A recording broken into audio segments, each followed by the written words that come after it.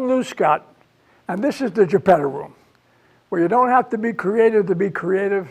You just have to be you, because here we're going to explore, we're going to explain mechanisms, techniques to make it easier for you to create, to create and to make better decisions, make transformative decisions that are going to make your life and work in Vermont better, more enriched. Now, recently, 2 viewers came to me and said, Lou, how do you know all these things? Where do all these ideas come from? Are you a doctor? Are you a neurologist? No, I said, no, I'm none of those things. And I'm going to tell you now what I told them. When I was about 9 or 10 years old, I was living in Brooklyn, going to a Catholic school, and I wrote an ode. Now, an ode is a Greek word for praise or chant. It's a form of poetry where you write an ode to an inanimate object.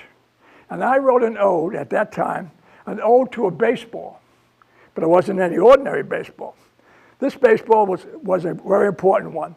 At the time, the New York Giants and the Brooklyn Dodgers, that's how old it is, the Brooklyn Dodgers, were playing for the pennant. And the winner would go to the World Series. And Ralph Branca was pitching, Bobby Thompson was batting. It was the 9th inning. I think the Dodgers were ahead. He pitched the ball, and that was the end of the game because Bobby Thompson hit a home run, and the Giants went on to win the pennant and the World Series. Now, fortunately, the ball ended up in the stands with a Giant fan who adored the ball. And he took it home, and he put it on his mantle, and he talked about it, and he polished it, and he put it in a trophy case, and he kept it for years in that good shape. Now, several years later, unfortunately, it got into the hands of a Dodger fan who was not very happy with what happened that day. And he didn't respect the ball. He didn't clean it, he didn't wash it, he didn't talk about it, he just abused it. Over the years, it became yellow, this baseball, the cover came off, and he threw it away. He threw it away in the garbage where a young boy found it, wrapped it up in tape, and used it in sandlot games to win the game. That was the story, the ode that I wrote about. I was maybe 10 years old. Now here's the point. The sister said to me, Louis, you're very creative. It was the first time I heard the word creative, and certainly the first time it applied to me. And from that point on in the grammar school, every time there was something to be creative or something new had to happen, they would call on me at that age. Now, nobody's born, I wasn't born creative. I don't think anybody's born creative. I think biology has a lot to do with it. I think your environment has more to do with it, but I know now that the brain can be triggered. The brain can be excited to be creative, and that's what this show is all about, okay? So that was the story. Now, with that said, let's get to the Geppetto Room, the idea of my dioramas. You know how it works. I will tell you a story that inspired me to do the particular diorama. While I'm telling you that, I'm stimulating neurons in your brain. And the more neurons that I stimulate in your brain, the better you can make decisions because you're using more of the potentiality of your brain. And we need better decisions. Vermont needs better decisions. At one point in time, I'll say, this is a Geppetto moment, a moment. And I'll talk about a particular aspect, a particular methodology or activity, not necessarily related to the dioramas, but something that you could put in your toolbox to make better decisions, transformative decisions. Because as you heard me say many, many times, we cannot solve new problems with old ideas. We have to be transformative, we have to be creative, and that's what this show is all about. Now let me go to the dioramas, but first, all 3 dioramas today are dealing with extinction. I read this magazine, and I recommend that you read it because it talks about the 1.5 million species that are in this, that we share the Earth with, okay? And many thousands of them are on the cusp of extinction. We can't afford that. And we are the culprits. We have a strong, very heavy carbon print. We overfish, we deforest, we pollute. We are the culprit of extinction. Hopefully, we'll never be the objective of that. We have to stop doing what we're doing. Now, with that said, let's go to my first diorama. First one I call the Tiger Temple. There are people in the Near East, bad, ugly people, that poach tigers. Tigers and big cats are on the endangered list. They poach these tigers, they put them in deplorable conditions in a cage. Don't feed them, don't care for them, and when they die, they throw them away. And they just poach another one, depleting the tiger population in that particular area of Africa. Now, just because what they do is they put these tigers in, tourists come with their cameras to photograph dying tigers. Are people crazy? Yes. Do we have to stop that? Yes. Now, what's the Geppetto moment? What can we look? Geppetto moment. The Geppetto moment is if you're working on a project or you make a decision, sell it. This is what I mean by that. Picture yourself mentally or out loud, and I recommend you say it out loud. Recommend that you're selling it to a group of people. Sell the idea. Sell your decision. Sell the benefits of that decision. What will happen is three things. One, you'll have come up with other ideas that might be better. Okay. Two, you might discard this idea as nothing at all. And three, you might just enrich the current idea. Sell the concept to yourself, put that in your toolbox, and it's a good method because it has a lot of advantages. Let's go to the second diorama. The second diorama I did a couple of years ago, and I was outraged when I read that an American dentist spent $200,000 to hire two poachers to sneak him on a preserve in Kenya, like that, to kill a lion with a bow and arrow. And they did. They killed this lion with a bow and arrow. They decapitated it for his trophy. Now, the lion they killed, ladies and gentlemen, was Cecil the lion. He was an old, tamed lion. What's hunting about that? What's the spirit of hunting? You could have shot that. It's like shooting inside of a barn. And they killed this animal, this wonderful animal that was a money maker for the preserve that needs the money. Ugly people. We had to stop it. We had to stop that. And it happened. And I arranged me, and I did this very organic piece. Now, what's the Geppetto moment? The Geppetto moment you put in your toolbox is this: libraries. Now, libraries today are used for many community activities, not really necessarily for reading anymore. Nobody says shush anymore. They don't shush you.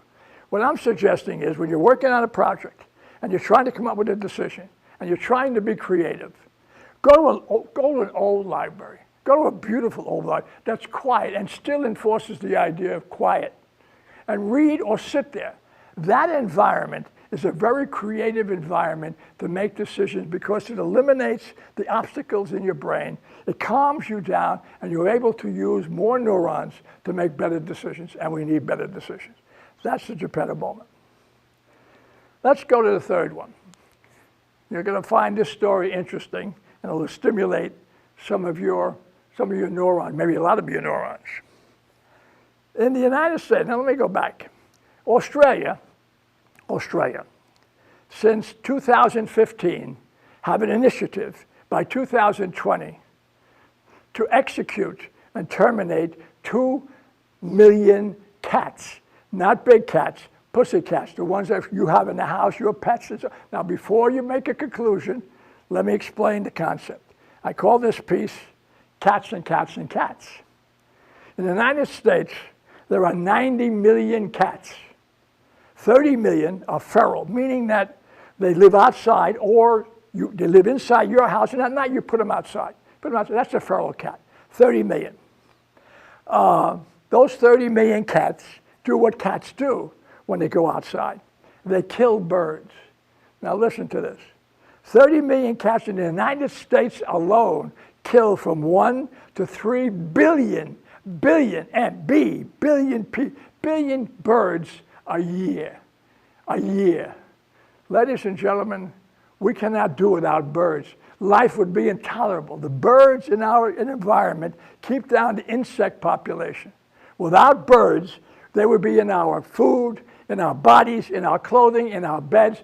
Life would be intolerable. We cannot continue to have cats kill our birds. Now, I'm not recommending what Australia is doing, which is a little draconian and terminating, but they must have a big problem. They must have a bigger problem than we have. But what we could do here in the United States is simply, we could have our cats spayed. We could keep them in, which is a good idea, not letting them out. And if we do let them out, put chains on them, put something on them like that to make them less efficient hunters. We cannot afford to lose that many birds every year. Life would be intolerable. Now, what's the Geppetto moment? The Geppetto moment, there's considerable scientific study that shows that multitasking is detrimental to your brain. And I'm not talking about now whether you're working in a project or working on a job and you're wearing many hats and many duties and stuff. I'm not talking about that. I'm talking about where you might be working out and between sets, you go to your phone. Or you might be sitting down watching television, you go to your phone. And you might be with other people and you go to your phone and you scroll.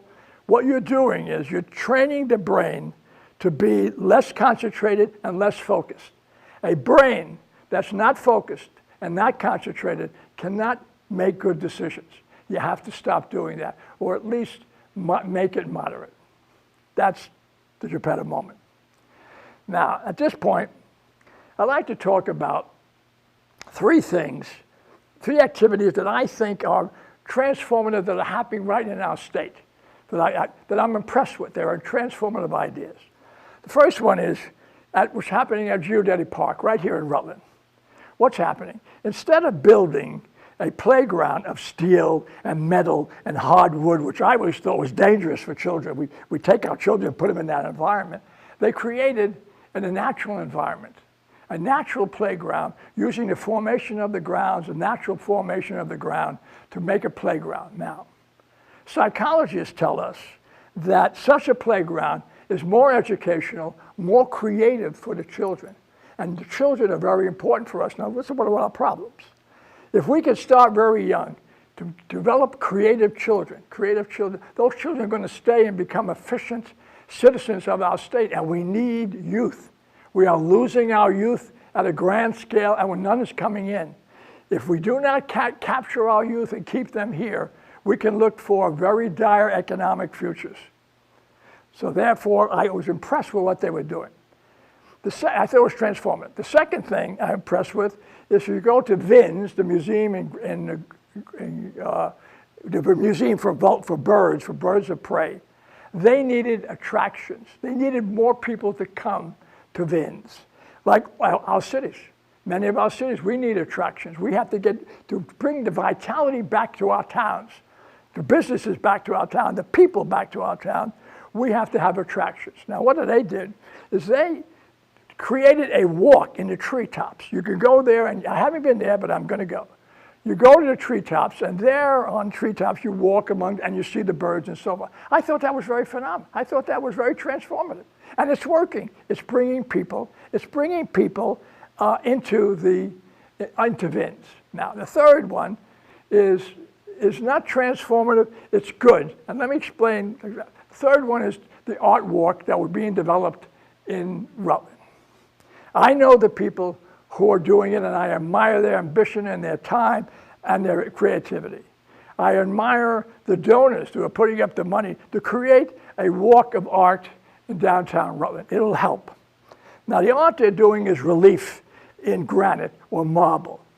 And we're taking famous people, and we're executing it in granite. The first point I made for more transformative, wouldn't it be better to have, if you had variety, if you had other artists, instead of just doing reliefs? Now, let me further explain that. A few months ago, in the Gallery 77 right here in Rutland, were 300 pieces of art, a show created by artists over 70. Very small portion. There are thousands of artists in Vermont. But the 300 pieces, just for that small number of people, was amazing. It attracted people from all the states, certainly the East Coast. It was amazing creativity, amazing what people were saying. Okay, wouldn't it be interesting if we would go to those people and ask them for ideas for this art walk? Wouldn't that be interesting? Wouldn't that be something? But Not that there's nothing wrong with the relief. I'm just saying you would have more variety, will draw more people, more attraction. We're all different. Now, let me take that a little further. Right now we're thinking about doing, her name was Dora. She was a 19th century poet. Her first name I think is Leonia, but I know her last name was Dora. And she was well known. And she was of the caliber of Longfellow and Emerson, those kind of poets. In fact, they visited here, as I understand it, and she corresponded with them. Now they're going to do a bust of her. Now, I don't know what she looks like, but do we really care? Is that her legacy? What's her legacy? She was a poet, a poet. Her legacy is words, idioms, metaphors, not just a plaque of them. Wouldn't it be interesting if an artist could interpret those themes outside, not just her bust, but interpret the themes? That would be more attractive. That would bring more people, be more interesting. Let me take that one more step further. If you go to 125, on Route 125, where the Robert Frost Walk is, you're going in there, you're walking on a walk, and there's little plaques that say some of his poems. But you are walking in the area where the woods, what inspired him for that poem. So interesting, wouldn't it be interesting, or certainly more creative, if you were to create downtown an environmental walk, an urban architecture that itself became creative as you walk through all the different art parts. It's just a suggestion, okay? It's a suggestion to demonstrate that you can be, you take an idea and you take it to a more transformative level, and the ideas become better, more attractive. Now, at this point, I always say the same thing, and it's an honest appeal. If you have ideas that you think are transformative, okay, either send them to me, and we'll discuss them here, or come on the show and I'll interview you. We have to share. Everybody has to participate in solving our problems with new ideas. Not one of us, all of us, if we want to have a future that's enriched. Okay. Now, if you don't like the idea, send the idea to your legislators and tell them maybe they should use some of these tools that we've been talking about, and I'll be glad to help.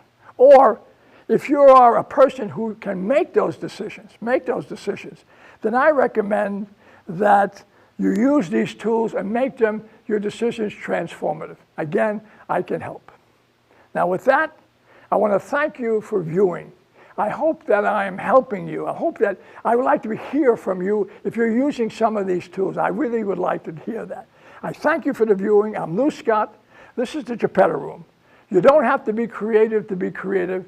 You just have to be you. Until next time.